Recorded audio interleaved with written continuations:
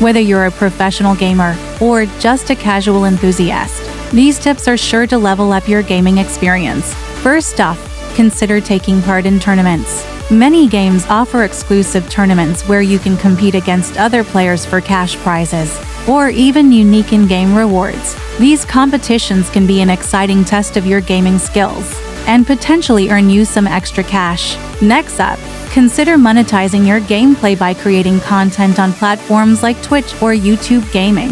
This involves broadcasting your gameplay live and sharing it with others who might be interested in watching. You could potentially gain a following and monetize your content through subscriptions, advertisements, or donations from viewers.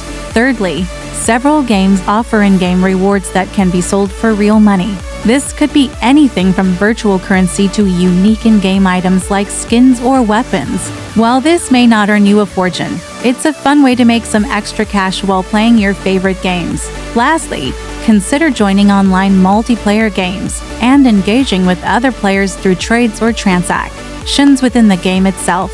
You could potentially earn some extra cash by trading virtual items for real money with other players around the world. Remember to always play responsibly and follow any rules set by the game developers concerning monetization within their games.